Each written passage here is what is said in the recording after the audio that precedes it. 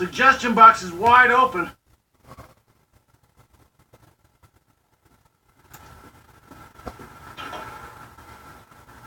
I hate to do this right now, but I'm gonna have to have a press call first thing, and I really don't know what I'm gonna tell them. Tell them Lehman exacerbated AIG. The simultaneous payouts of CDOs and credit default swaps put catastrophic pressure Go back on further. the global pool of investment capital. She has to do this in English. Start with the homeowners. Okay, here's how you explain it. Wall Street started bundling home loans together, mortgage-backed securities, and selling slices of those bundles to investors. And they were making big money.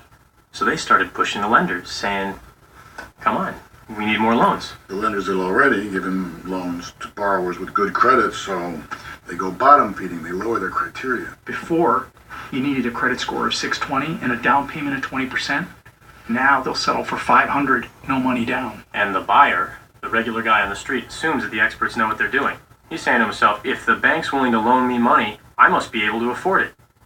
So he reaches for the American dream. He buys that house. The banks knew securities based on shitbag mortgages were risky. You'll work on shitbag. So to control their downside, the banks started buying a kind of insurance. If mortgages default, insurance company pays. Default swap.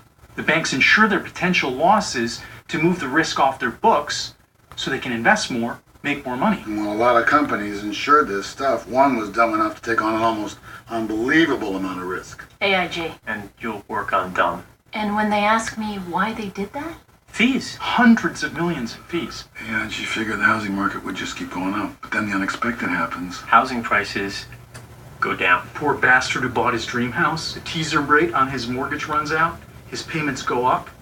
He defaults. Mortgage-backed securities tank. AIG has to pay off the swaps. All of them. All over the world.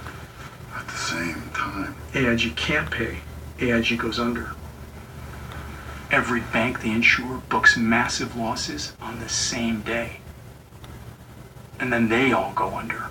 It all comes down. the whole financial system?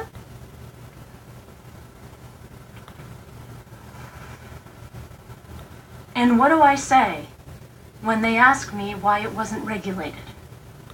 No one wanted it. They were making too much money.